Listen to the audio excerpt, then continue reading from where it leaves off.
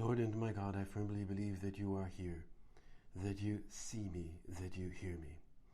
I adore you with profound reverence. I ask your pardon for my sins and the grace to make this time of prayer fruitful. My Immaculate Mother, Saint Joseph, my Father and Lord, my guardian angel, intercede for me. Today, Easter Monday, we have St. Matthew's account of the reaction of the holy women to this empty tomb. They were expecting to offer you, Lord, that last service, that is to cover your body with spices and with herbs, so that in some way the smell of death would be kept at bay. They were expecting you to be dead, and they kind of wanted to extend this smell of life with the aroma of those spices. You know, spices that must have been quite expensive and well cured. Just like Mary of Bethany, who had broken an entire flask of costly nard over your feet and filled the entire room with this fragrance of that perfume. Well, the women also had wanted to ensure a sweet fragrance in the midst of sorrow. And that's what our life has to be too, with our gentleness, our good demeanor, our kindness in our interactions with our family, with our friends. It has to be like a good fragrance that fills the entire room of our life. But, as you know, Matthew tells us, that the tomb was empty, and that they met this angel who said that Jesus was not here, but that he would meet them in Galilee. So they're kind of dazed, but at the same time with deep joy, ready to make that journey to Galilee. Then they meet Jesus, who tells them exactly the same thing, that he would meet them all there in Galilee, even though he was right there. But he was telling them to meet up somewhere else with the rest of the apostles. So first the angel said it, now Jesus himself says it. I mean, this is kind of odd. It sounds like a complicated, faraway place to meet. Why meet them all elsewhere? I mean, he's right there. Isn't the garden here, right now, good enough? Well, tradition says that he first went to see his mother. She had placed him there in the tomb outside of Jerusalem, and she had gone back so saddened, so exhausted. And maybe there was still hope in her heart. Maybe she knew deep down that something would happen. But St. Ignatius of Loyola, he describes this scene in his spiritual exercises. It's a popular tradition in Spain that is that Mary last saw him on Good Friday. She wrapped his body together with others in these burial cloths, placed him in the tomb. She had held him there like that many times. But then, in the morning of the resurrection, suddenly, he appears to her first. He greets her as the sun rises on Easter morning. Mother, it's me. Son, is that you? Is it really you? Of course, he brings her joy in this glorious visit on Sunday morning. And she embraces him again, as she was so used to embrace him as a child, and of course as a young man. And there she started weeping again, but now weeping with tears of joy. It was like her final mission. Okay, but why didn't the evangelists mention this in the gospel? Well, it's a good question. Why didn't they mention it? Well, Pope John Paul II said in 1997, he said that this absence, the absence of the fact that Jesus met his mother, this absence, he says, can perhaps be attributed to the fact that such a witness would have been considered too biased by those who denied the Lord's resurrection, and therefore not worthy of belief. Plus, St. Paul, in his letter to the Corinthians, says that Jesus appeared to more than 500 brethren at one time. Yet the Gospels don't say this about Mary. And the fact that she was not present among the women, I think that we see in this morning's Gospel, well, suggest that she had already seen him.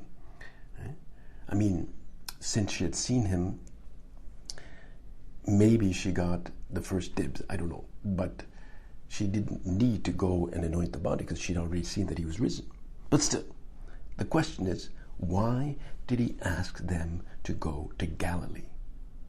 I mean, do you get this? Why go to Galilee? I mean, he died in Jerusalem. He rose there. He would eventually ascend into heaven there. And it would take a lot of effort now to trudge up back north to Galilee. Why meet there? I mean, that's a good question. But of course, Galilee and that whole area in the north, and that's where he called the apostles. This was his first home. This is where everything really began. Well, he wanted to show those people up there that he had risen. He wanted them to see this. But the answer to this question was beautifully evoked on a Easter Sunday by Pope Francis back in 2014. He says, and I quote now, and I think it's a worthwhile quote, he says, "Galilee is the place where they were first called, where everything began. To return there, to return to the place where they were originally called. Jesus had walked along the shores of the lake as the fishermen were casting their nets. He had called them, and they left everything and followed him. To return to Galilee really means to reread everything on the basis of the cross and its victory, fearlessly. And do not be afraid. To reread everything, Jesus' preaching, his miracles, the new community, the excitement and the defections, even the betrayal. To reread everything starting from the end, which is a new beginning, from his supreme act of love." And then Pope Francis continues now, applying this to us. "For each of us, too, there is a, quote, Galilee at the origin of our journey with Jesus. To go to Galilee really means something beautiful. It means rediscovering our baptism as a living fountainhead, drawing new energy from the sources of our faith and our Christian experience. To return to Galilee means, above all, to return to that blazing light with which God's grace touched me at the start of the journey.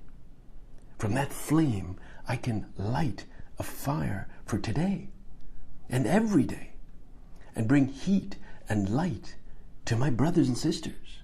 That flame ignites a humble joy, a joy which sorrow and distress cannot dismay, a good, gentle joy." And that's what Pope Francis says about the meaning of Galilee. And I think it's a wonderful way, a beautiful way of expressing it. We all have our personal Galilee, that place, that circumstance where the Lord himself touched our heart when we became vulnerable to him and trusted in his plans for our life. Imagine now if you were asked to describe your own Galilee. Can you think of a place, a person, a situation in your life where you felt in some way God's call, God's invitation to a fuller Christian life? You've been listening to 10 Minutes with Jesus for a while, but what was the original minute in which God touched your soul? For Mother Teresa, is when she was going on a train in northern India in 1946. He called her to go to the poorest of the poor. Or Teresa of Avila, when she saw that statue in a chapel in the convent, and that so deeply touched her. That was her Galilee. Of course, St. Paul on the road to Damascus, or St. Augustine in the garden where he was told to read the gospel, pick up the gospel and read. Or Cardinal Newman, that would have been Oxford. Or St. Kateri Ketaquita. She was the daughter of a Mohawk chief in New York. That's where God called her. Right? Or Therese of Lisieux in her family home.